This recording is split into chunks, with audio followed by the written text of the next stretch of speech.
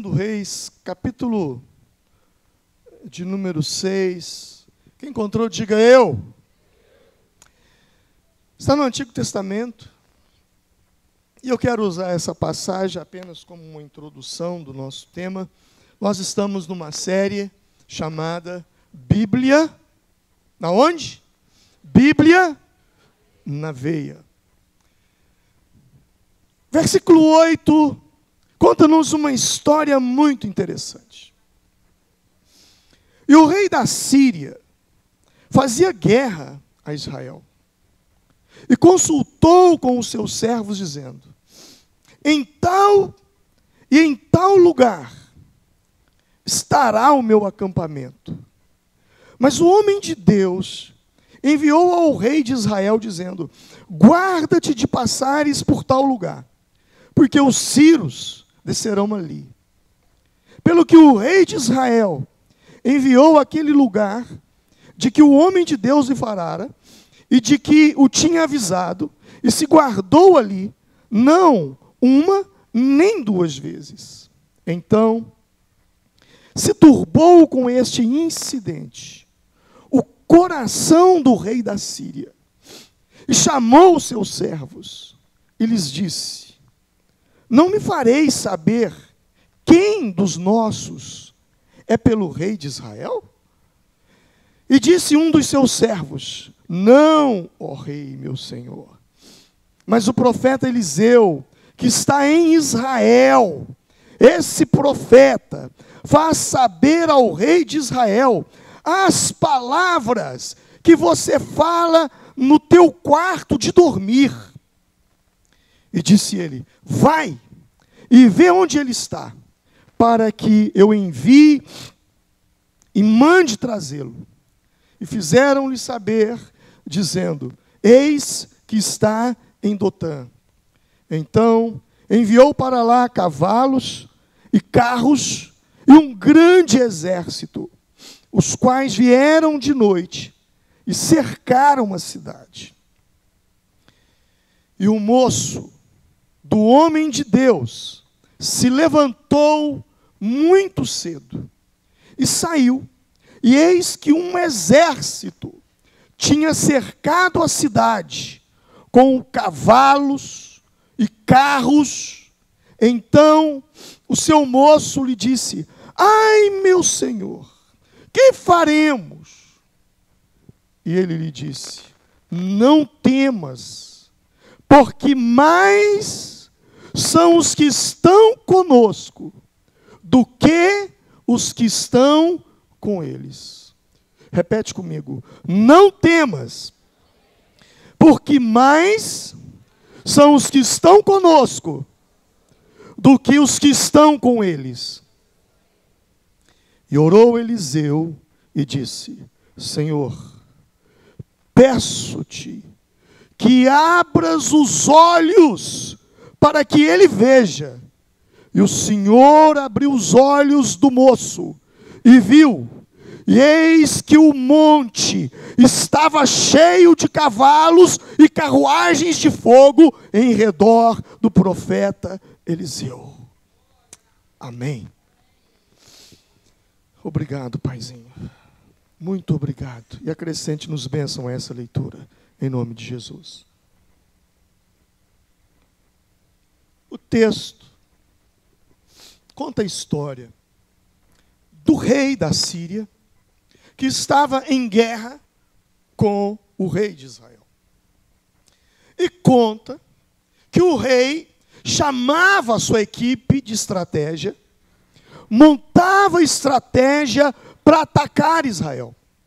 Mas cada vez que o rei se reunia com os seus estrategistas, o Espírito de Deus falava para o profeta Eliseu, que estava em Israel, quais eram as emboscadas, as estratégias.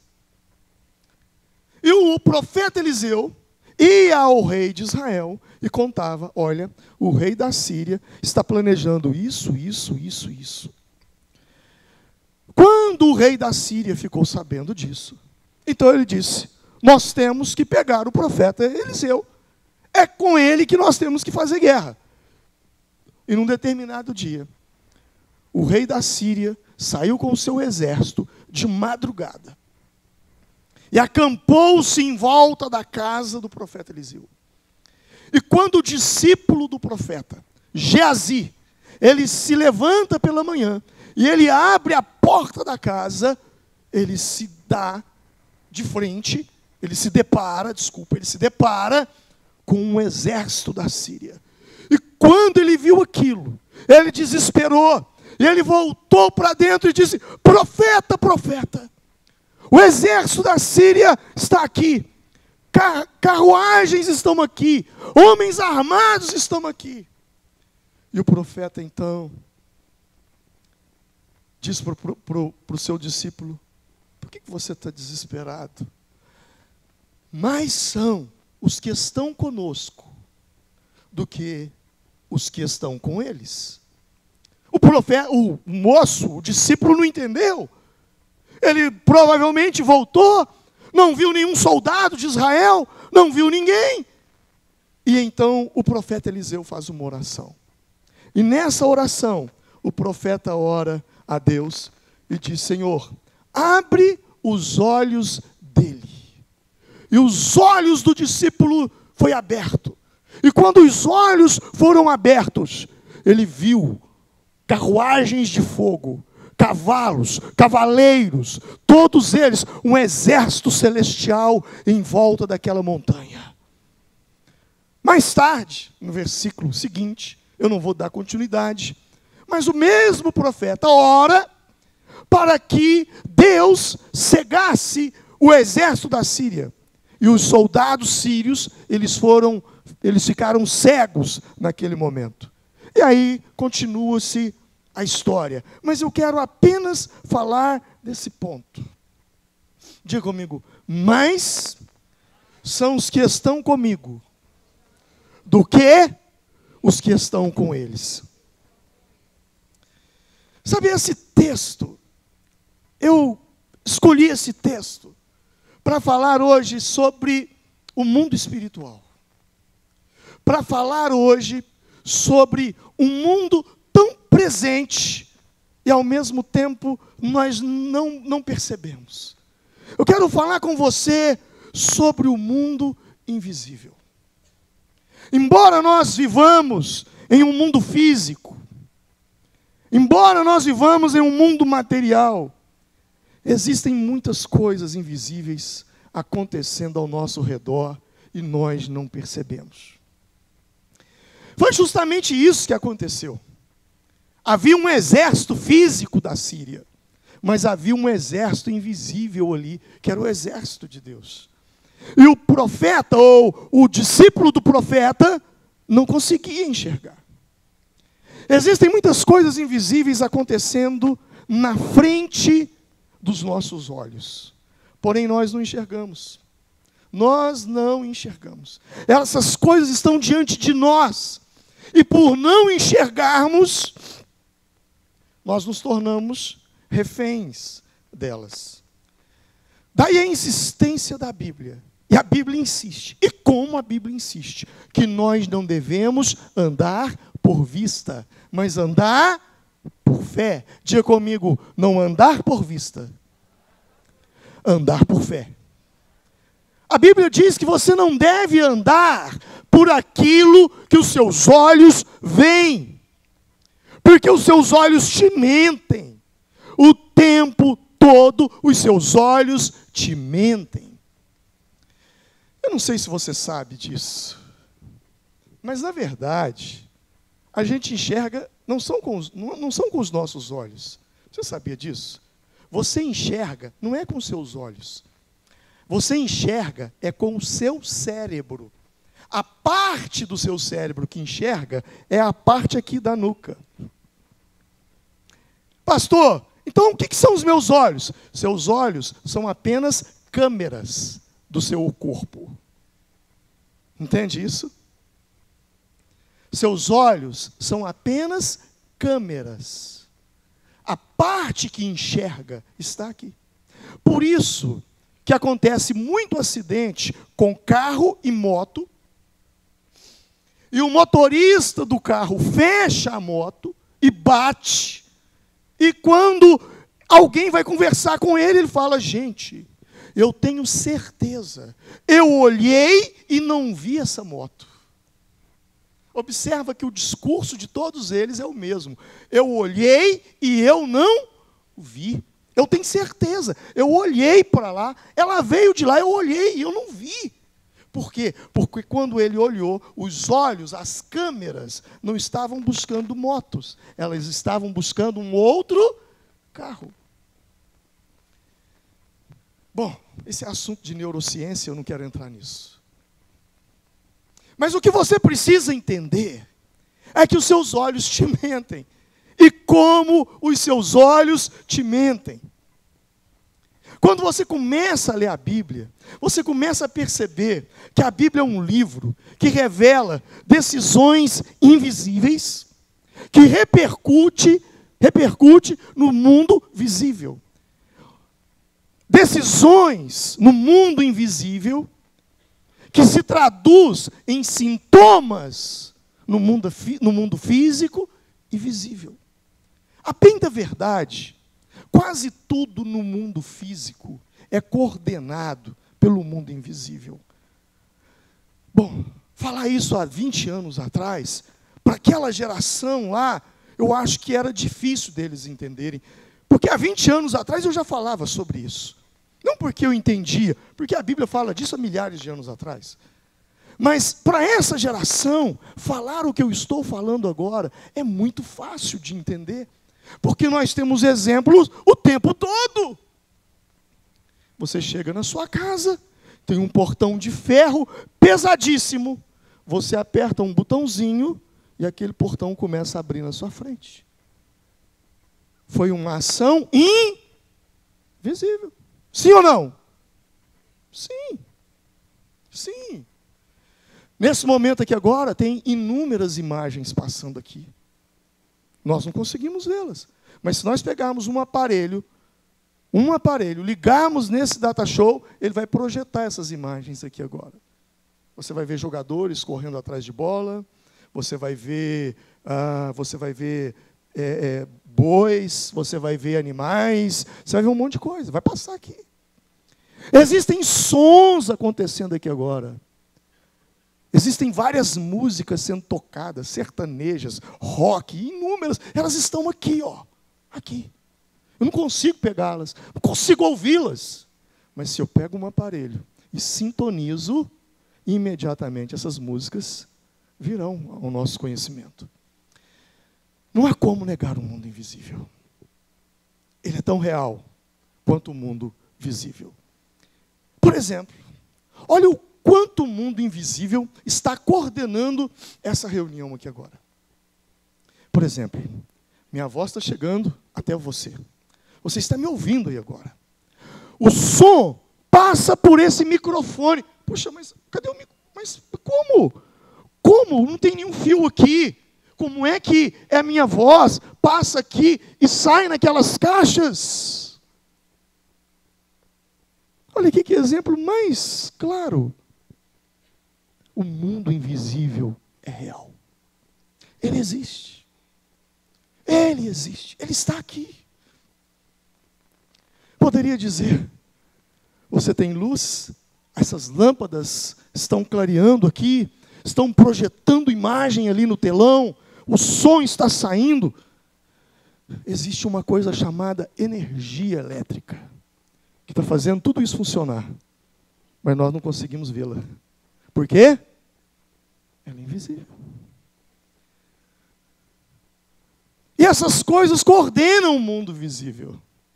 Por exemplo, agora mesmo, o mundo está passando por uma situação de desespero por causa do vírus, do coronavírus, o novo coronavírus. As pessoas estão alarmadas, em pânico, em muitos lugares. Um vírus que ninguém vê. Não dá para vê-lo. Ele está nos lugares. É invisível, mas suas consequências são visíveis. Existe muita coisa invisível que provoca o mundo visível. Por isso, essa insistência de Deus, de nós nos atentarmos para o mundo invisível, para aquilo que está ao nosso redor o tempo todo, mas nós não vemos. Não vemos talvez porque passamos desapercebidos, porque como o motorista do carro que não está buscando uma moto, está buscando um outro carro, de repente, assim somos nós. Nós entramos olhando só para a aparência, só para aquilo que é material, só para aquilo que tem uma forma, mas existe muita coisa invisível comandando a nossa vida. Hebreus, capítulo 11, versículo 3, diz assim: pela fé, entendemos que os mundos, pela palavra de Deus, foram criados, de maneira que aquilo que se vê não foi feito do que é aparente. Olha só, de maneira que aquilo que se vê não foi feito do que é aparente. Tudo aquilo que a gente vê, aquilo que é aparente, na verdade não tem nada a ver com aquilo que foi feito. Quando você começa a estudar a palavra, a criação do mundo, e você pega um pouco de física, e começa a estudar os átomos, começa a estudar os elétrons, os prótons, os nêutrons, e você começa a estudar Gênesis com um olhar científico, você começa a ver a grandiosidade de Deus. Que será um assunto que nós vamos tratar aqui, quem é Deus? Em breve nós vamos falar sobre isso. Mas o que é de fato é que quando você olha a terra, você pensa que ela foi feita de uma coisa. E quando você começa a estudar a física, você começa a perceber que ela foi feita de outra. Há explosões, há átomos, há tanta coisa envolvida. Outro dia eu vi um cientista discutindo, porque existem cientistas evolucionistas e existem cientistas criacionistas. Os evolucionistas dizem que o mundo veio do nada. Os criacionistas, sim, dizem que o mundo é obra de uma criação.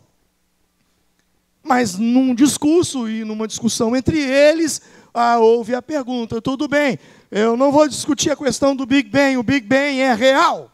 O Big Bang é verdadeiro, ele existiu. Agora a pergunta é: quem acendeu o palito de fósforo para que houvesse a explosão?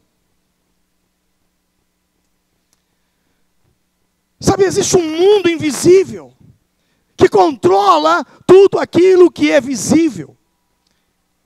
E se eu e você queremos vencer, romper, a Bíblia nos ensina que a vitória no mundo físico, no mundo material, no mundo visível, começa e ela se dá no mundo invisível, no mundo espiritual.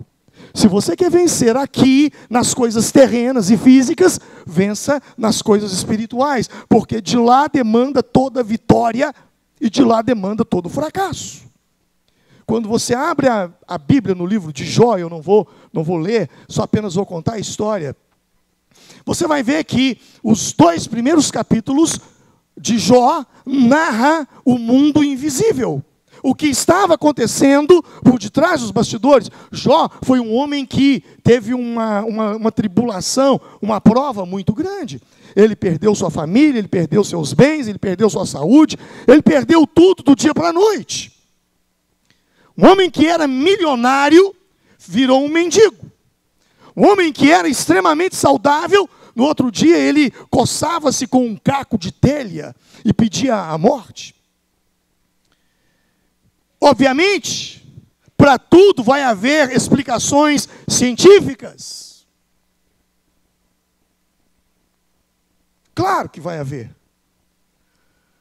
Mas a Bíblia nos mostra que antes do fator, porque se você for olhar o vento que bateu no telhado e derrubou sobre a casa dos filhos de Jó e o matou, com certeza a meteorologia vai explicar aquilo. Com certeza vai explicar os raios que caíram e mataram os animais. Tudo, para tudo tem uma explicação científica e eu também acredito nisso. Semana passada eu pregava para duas pessoas, e são pessoas com curso universitário, e essa pessoa dizia: pastor, o que o senhor chama de milagre, eu chamo de ciência. Eu disse: ok, concordo com você. Mas como assim? Então milagre não existe? Eu falei: claro que existe. Não, o senhor não entendeu. Para mim é ciência. Eu digo: eu concordo com você. Só que o que é milagre para mim?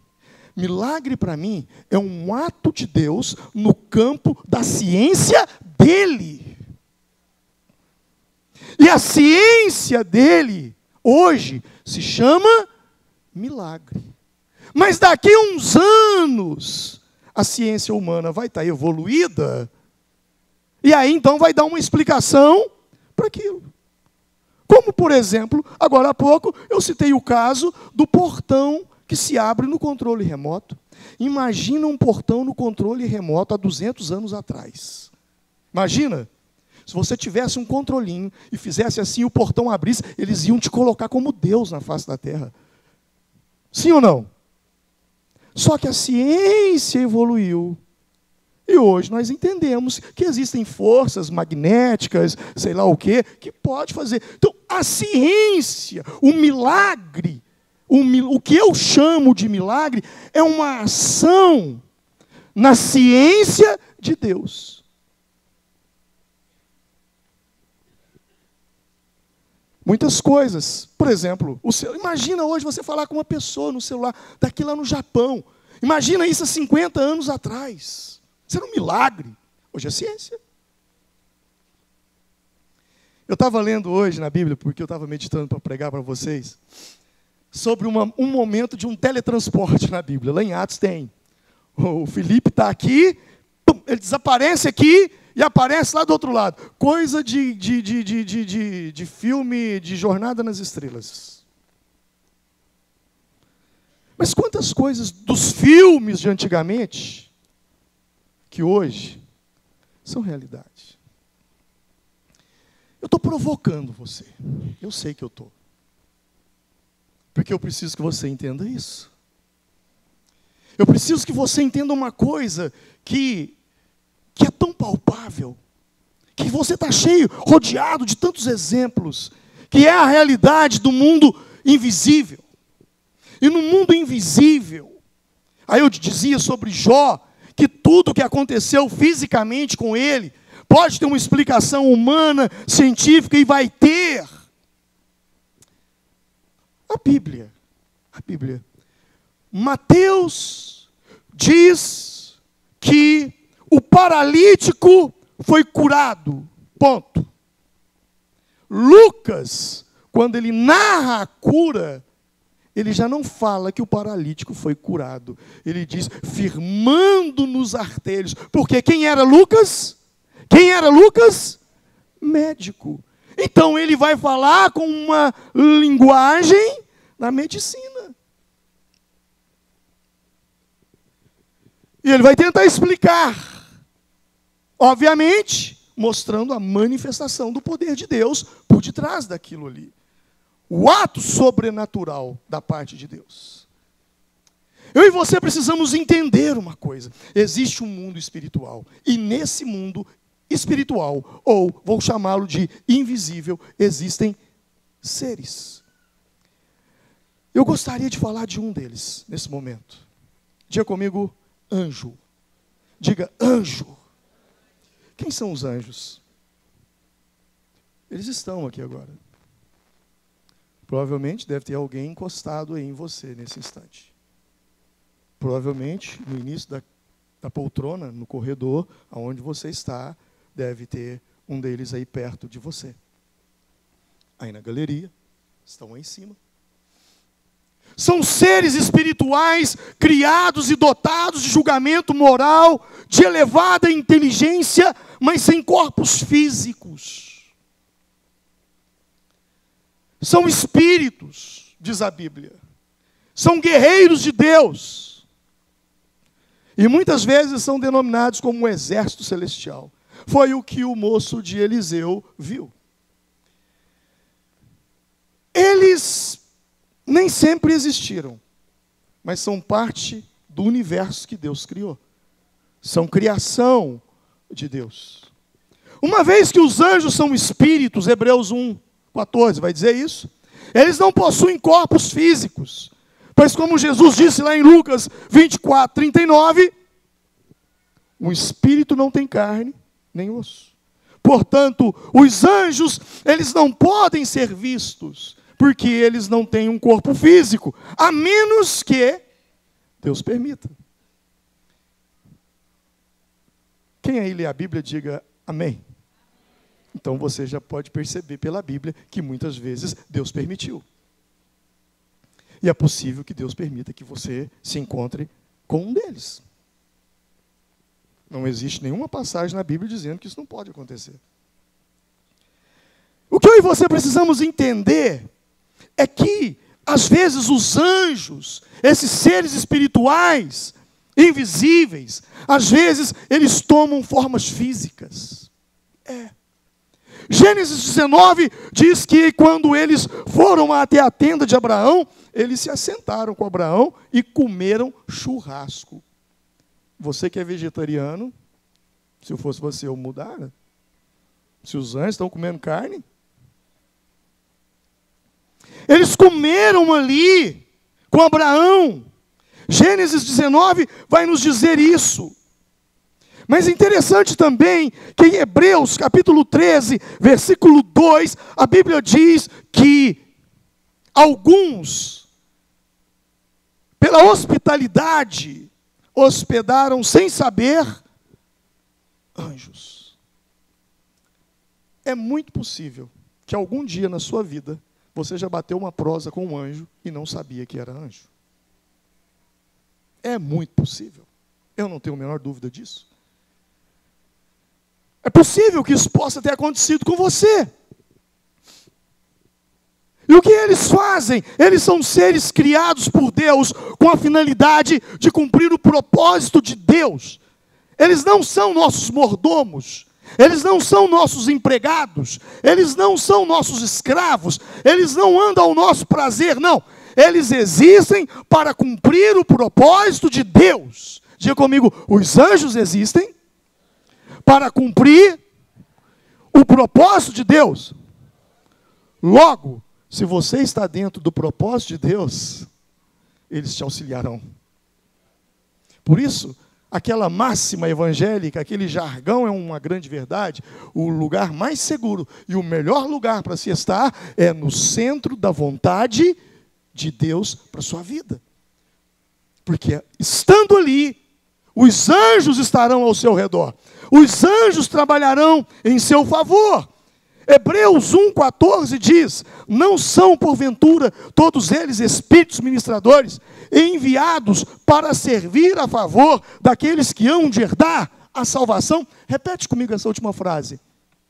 Enviados para servir a favor daqueles que hão de herdar a salvação. Eles são enviados para servir quem? Quem? Aqueles que hão de herdar. Quem é que há de herdar a salvação? Então, você tem anjo trabalhando em seu favor, trabalhando por você, enviado por Deus. Salmo 34:7 diz que o anjo do Senhor acampa-se ao redor dos que o temem e os livra. Você tira o pé, ele põe o dele. Ou quem sabe ele tira o dele, você põe o seu. A Bíblia diz isso. Como também nos diz o Salmo 91. Aos seus anjos dará ordem a teu respeito para te guardar em todos os teus caminhos. Diga comigo, o meu anjo me guarda em todo o meu caminho. E a Bíblia te diz mais, que eles sustentarão as suas mãos para que você não tropece com o teu pé em pedra. Amém? Mateus 1:20 diz que eles nos visitam em sonhos. Aconteceu com José, quando ele soube que Maria estava grávida, e ele não tinha tido relações com ela. Ele pensou: como pode essa mulher estar grávida? Não é o meu filho. E o anjo então visita ele e fala com ele claramente ali, dizendo: eis que em sonho lhe apareceu um anjo do Senhor. Mateus 1,20 diz: não temas receber Maria, tua mulher, porque o que nela está sendo gerado é do Espírito Santo. Mas você sabia que os anjos podem colocar obstáculos no teu caminho? Você sabia que o anjo, ele pode fechar o teu caminho?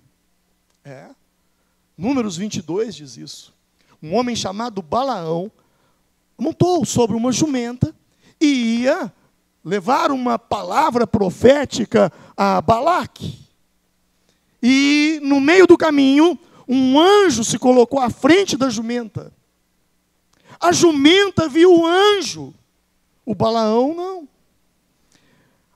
Ele pegava a jumenta e fazia com que ela virasse para a esquerda, o anjo ia para a esquerda, a jumenta ia para a direita. Daí a pouco a jumenta apelou, falou: ô jumento, você não está vendo o anjo aí na sua frente? Aí, ó. Claro, ela não falou isso, mas a Bíblia falou que a jumenta falou com ele. Às vezes eu percebo que animais têm essa percepção mais forte do que, às vezes, humanos. Já aconteceu isso inúmeras vezes comigo. Foi uma, não foi duas, não foi 10. Tanto presença de anjo como presença de demônios. Ah, se nós tivéssemos tempo para contar umas boas histórias aqui hoje. Ia falar muita coisa para vocês. Mas o que você precisa saber dessa noite já é o suficiente dentro da palavra. Os anjos podem nos servir. A Bíblia diz que o anjo do Senhor serviu ao profeta Elias, em 1 Reis 19, levando para ele pão. Como também em Mateus capítulo 4, após a tentação de Jesus no deserto, a Bíblia diz que os anjos o serviram. Interessante que eu estava lendo uma passagem sobre pastor, qual é a força de um anjo? Isaías 37, versículo 36 revela. Lá em Isaías 37, 36 vai dizer o seguinte: era uma guerra que estava acontecendo. E aí Deus enviou um anjo, um anjinho dele, um anjo. Então saiu o anjo do Senhor e feriu no arraial dos assírios a 185.000 deles. Quando se levantaram pela manhã cedo, eis que todos eram corpos. Um anjo matou quantos? 185.000 soldados. Essa é a força. Saber que Deus colocou isso à disposição daquele que anda no propósito dele, naquele que guarda os seus mandamentos. Os anjos, eles trabalham conosco quando nós evangelizamos. Em Atos capítulo 8, eu fico imaginando, irmãos, quando nós estamos, fico imaginando no domingo à noite, né? Imagina domingo à noite, quando essa multidão de gente sai para vir para o culto. Imagina que movimento de anjo nas ruas, naquele horário ali de 7 horas, 6h30, 7, 7h30. Imagina como que é um mundo invisível se a gente pudesse ver. Imagina, aqui agora, que clarão espiritual, quantos anjos reunidos estão aqui nesse lugar agora. A Bíblia diz em Atos que eles ajudaram Filipe. Mas ei, anjo não prega, anjo não evangeliza, ele ajuda você. Ele disse para Filipe: chega-te ao carro. Foi quando Filipe pregou para o eunuco. Mas o anjo não. Mesmo porque a Bíblia diz em 1 Pedro, capítulo 1, que pelo Espírito Santo enviado do céu, vos pregaram o evangelho, para as quais coisas os anjos anelaram. Eles queriam, mas Deus não permitiu. Pregar somos nós, não eles. Eles não. Mas eles podem nos livrar dos perigos. Atos capítulo 12, verso 7, vai mostrar que Pedro foi liberto da cadeia por um anjo. Em Atos dos Apóstolos, capítulo de número 27, versículo 23, vai dizer, naquela noite em que Paulo sofreu um naufrágio, Paulo conversando com a tripulação, antes do naufrágio, ele diz, ei, calmem, ninguém vai morrer. Por quê? Porque você sabe, porque o anjo do Deus a quem eu sirvo esteve comigo essa noite. Uau! Que autoridade, hein? Que autoridade! Pastor, tá, tudo bem. Como é que eu me relaciono com o anjo? Como que eu me relaciono com o anjo? Eu vou te dizer, o apóstolo João, na ilha de Patmos, ele se deparou com um anjo. E lá no capítulo 19 de Apocalipse, sabe o que o João fez? Ele se ajoelhou diante do anjo para adorar. E sabe o que o anjo disse para ele? Apocalipse 19, 10. E eu lancei-me aos seus pés para o adorar. Mas ele disse-me, olha, não faças tal. Sou teu conservo e de teus irmãos, que têm o testemunho de Jesus. Adora a Deus. Adoração somente a Deus. O anjo diz, eu sou teu conservo. Diga comigo, conservo. Por que não servo? Porque ele é servo de Deus. E quando você serve a Deus, então ele é teu conservo. Ele não te obedece, ele obedece Deus. Não adianta você dar ordem para anjo, não vai adiantar. Você só tem poder para dar ordem para demônio. Para anjo não. Porque anjo não te obedece. Anjo serve a Deus em seu favor. Então não é o anjo faz isso. É o Senhor pede o anjo para fazer isso. É lá. Ok? Amém?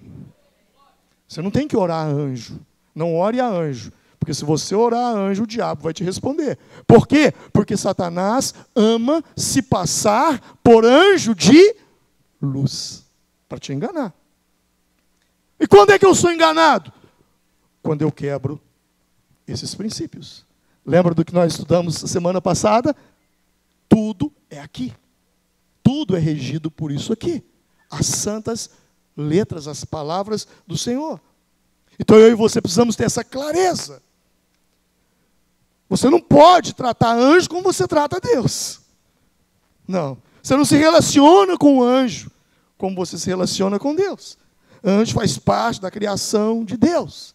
A melhor forma de se relacionar com o anjo é vivendo o propósito de Deus. Aquilo que Deus tem para a sua vida. Porque quando você está dentro da palavra de Deus, com certeza, os anjos de Deus trabalharão em seu favor, amando de Deus. Ah, mas quem dera que o mundo tivesse só anjos.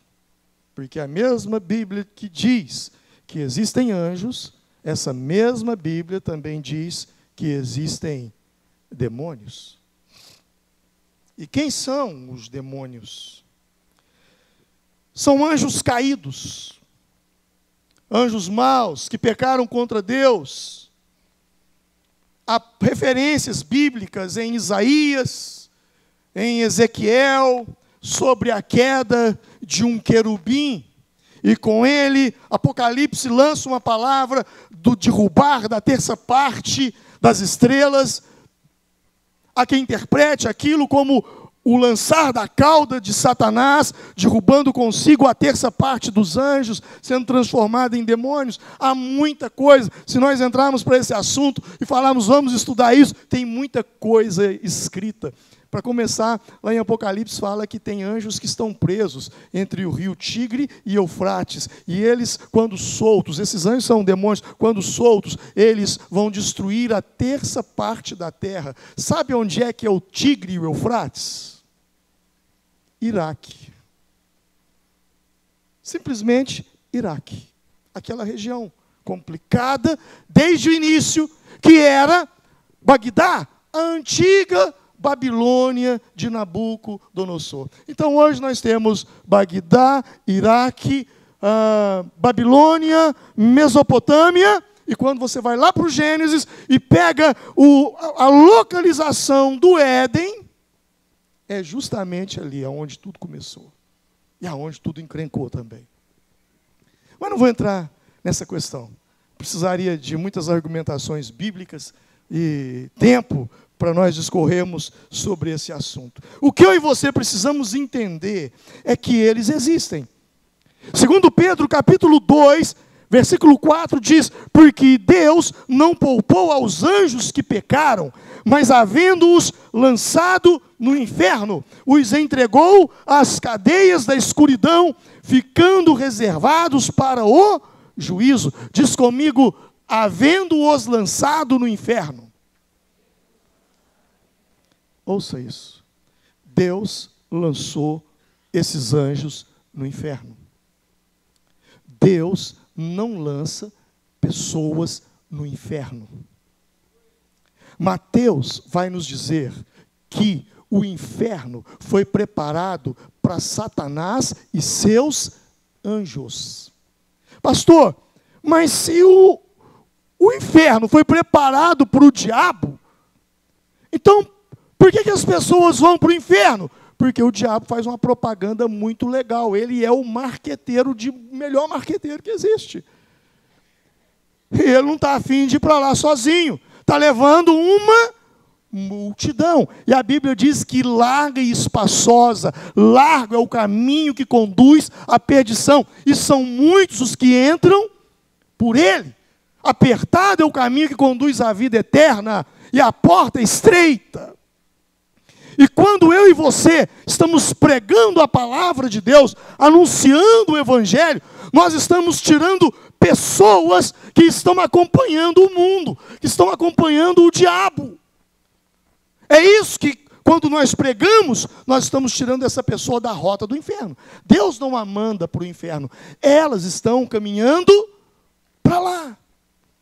Jesus é o caminho, a verdade e a vida. É nesse caminho que as pessoas precisam estar. Mas o que eu e você precisamos entender é que ele veio, e o diabo veio, com 3 finalidades. João 10,10 diz que ele vem para matar, roubar e destruir. E quantas pessoas estão roubadas, destruídas e mortas espiritualmente? É interessante quando nós começamos a estudar sobre isso, porque esses mesmos demônios, esses espíritos maus, eles provocam muitos males na terra. Eu não quero dizer que toda doença é o diabo, não. Mas existem doenças, e a Bíblia mostra que é ele. Por exemplo, lá em Lucas capítulo 13, versículo 11, olha o que diz lá. E eis que estava ali uma mulher que tinha o quê? Um espírito de enfermidade. Havia já 18 anos e andava o quê? Encurvada. E não podia endireitar-se. Ela ficava assim.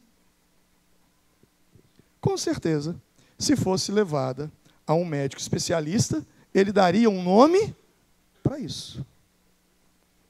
Mas naquele caso específico, a Bíblia diz que era um espírito de enfermidade, que fazia com que ela andasse encurvada. Jesus expulsou o demônio, a mulher voltou ao normal. Em Lucas capítulo 11, versículo 14, diz que Jesus expulsou um demônio, expulsando um demônio, o qual era mudo, e aconteceu que saindo o demônio, o quê? O mudo, diga comigo, o mudo falou. Mas se você pegar esse mudo e levá-lo a um fonoaudiólogo, a um otorrino, e submetê-lo a vários equipamentos, aparelhos, exames, com certeza aquela mudez tem um nome científico para ela. Mas o fato foi que, quando Jesus expulsou aquele demônio, o mudo falou. Existem doenças físicas e existem doenças espirituais. Existem doenças que você vai ao médico, você vai fazer um exame, ele vai diagnosticar, tem um sintoma, vai te dar um medicamento, vai fazer um tratamento, você vai ser curado. Glória a Deus. Mas existem doenças que eles vão fazer exames, e falam, olha, eu não entendo. Não dá para entender. Seu caso eu não consigo entender. Mas, doutor, eu estou sentindo. Eu sei que você está sentindo, mas não aparece aqui, eu não sei te explicar o que é isso. Faz sentido? Amém? Como também em Mateus capítulo 17, versículo 15 e 16, vai mostrar doenças mentais. Não quero dizer que todos os problemas mentais são demônios. O que eu quero que você entenda é não leve para o radicalismo. Não leve para o lado do fanatismo. Não estou falando que tudo é isso, que tudo é aquilo. Não estou dizendo isso. Eu estou dizendo que no meio disso também existe este outro lado. E nós precisamos estar atentos com relação a isso. E ainda vou mais. Muitos dos desejos e vontades nossas não são nossos. São dele em nós. O que a Bíblia chama de tentação. Ele usa essa estratégia destruidora. Tentação, dúvida, mentira, culpa, medo, confusão, inveja, orgulho, calúnia, para impedir o propósito de Deus de acontecer na sua vida. Como os anjos de Deus, Satanás também tem seus demônios, e eles estão ativos, atuando, e como estão ativos, e como estão atuando.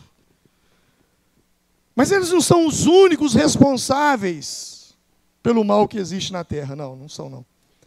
Muito do que nós vemos aí é pecado do homem mesmo. Tiago 1,14 vai dizer isso, ações da maldade do coração das pessoas. Só que, pastor, o diabo ele pode ser resistido? Pode. Tiago capítulo 4, versículo 7, vai dizer, sujeitai-vos, pois, a Deus, resistir o diabo, e ele fugirá de vós. Ele fugirá de você. Se você resistir, ele fugirá de você. E no nome de Jesus, eles se submetem. Jesus disse, em meu nome expulsarão demônios, falarão novas línguas, imporão as mãos sobre os enfermos, e eles ficarão curados. Interessante que sempre após uma libertação, Jesus dizia uma coisa, vá e não peques mais, para que mal maior não te suceda. Diga comigo, mal maior não me suceda. Diga, mal maior não me suceda. Jesus dizia, vá e não peques mais, para que mal maior não te suceda. O que Jesus estava querendo dizer? O mesmo que ele disse em Lucas capítulo 11, versículos de número 24 a 26, quando ele diz, quando o espírito imundo tem saído do homem, anda por lugares secos, buscando repouso, e não o achando, diz, tornarei para minha casa de onde saí, e chegando, acha-a varrida e adornada, então vai e leva consigo outros 7 espíritos piores do que ele, e entrando ali, habitam, e o último estado desse homem é pior do que o primeiro. Vá e não peques mais, para que mal maior não te aconteça, para que você não fique 7 vezes pior do que você estava. Interessante é que os crentes têm isso na mão e ainda brincam. Você pode brincar de ser crente, mas o diabo não vai brincar de ser diabo. Você pode ter certeza disso. E quando você menos espera, lá vem o laço, lá vem as situações. O que eu e você precisamos entender é que tema a Deus. Não tenha medo do diabo. Tema a Deus. A Bíblia diz em Hebreus, capítulo 2, versículo 14, que e visto como os filhos participam da carne e do sangue, também ele participou das mesmas coisas, para que pela morte aniquilasse o que tinha o império da morte. Isso é o diabo. A Bíblia diz que Jesus tem poder sobre a morte, sobre o diabo. A Bíblia diz que Jesus veio para desfazer as obras de Satanás. E a Bíblia ainda diz mais. Eu gosto muito de Colossenses capítulo 2, versículo 14 e 15. Coloque para mim na tela. Essa passagem ela é muito interessante. Havendo riscado a cédula que era contra nós, nas suas ordenanças, a qual, de alguma maneira, nos era contrária, e a tirou do meio de nós, cravando-a na cruz, e despojando os principados e potestades, e os expôs publicamente, e deles triunfou em si mesmo. Pastor, traduz esse versículo para mim, não entendi. Havendo riscado a cédula que era contra nós. O que é uma cédula? Vou falar, nota promissória. Quando você vai numa loja e você assina uma nota promissória que você tem uma dívida, ok? A Bíblia está dizendo que existe uma nota promissória assinada por mim, assinada por você, nas mãos do diabo. Você tem uma dívida com ele. Mas a mesma Bíblia diz que Jesus pegou a nota promissória que era contra nós, e o que Jesus fez com ela? Pregou essa nota na cruz. E o que ele fez? Riscou. Ele riscou a nota que era contra nós, despojando principados e potestades são demônios. Jesus, então, ele despojou. Ele disse, ei, me dá essa nota promissória aí. Não, ele me deve. Jesus disse, está pago.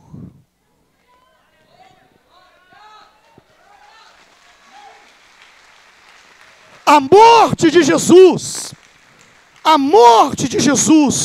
pagou a nossa dívida. O nosso pecado, Jesus morreu na cruz para nos libertar do pecado e do mal.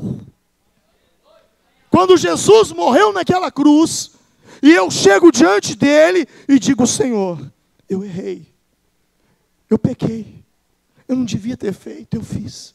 Senhor, me perdoe. É como se Satanás, quando você peca, o diabo pega. O pecado é como se você estivesse assinando a nota promissória. O diabo vai correndo. Apocalipse diz que ele é o nosso acusador. E ele vai diante de Deus, porque para ele tocar em mim, para ele tocar em você, ei, ouça isso. Para ele tocar em você, ele precisa pedir permissão. Então ele vai lá. Deus, aqui, tenho permissão do teu filho. Ele acabou de assinar isso para mim, dizendo que eu posso entrar na vida dele, através do pecado que ele cometeu. Só que naquele momento, você está ali no seu quarto, ou aonde quer que você estiver, você está ali, e você se arrepende profundamente, e diz, Senhor, me perdoe, eu pequei, eu fiz o que parece mal diante dos seus olhos, eu errei, Senhor, eu não queria fazê-lo, mas eu errei, eu falhei, eu pequei contra ti. Naquele momento, a Bíblia diz, se confessarmos os nossos pecados, Ele é fiel e justo para nos perdoar os pecados e nos purificar de toda injustiça. Naquele momento em que o diabo está lá, Deus, eu vou entrar na vida dele. Vem um anjo e diz, ei, dá licença.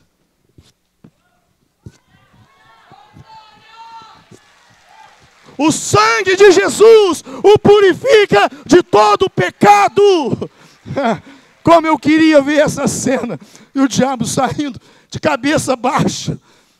Meu irmão, Jesus te chama ao arrependimento. Nós estamos vivendo os últimos dias na face da terra. Sabe, cada dia que passa as coisas estão estreitando. Mais do que nunca nós precisamos ter uma fé viva e ativa. Mais do que nunca, nós precisamos nos arrepender e confessar os nossos pecados, procurar fazer as coisas certas. Sabe, você vai errar, você vai falhar, porque você é homem, você é humano, mas o sangue de Jesus te purifica. O sangue de Jesus te purifica. Vamos nos colocar em pé nesse momento.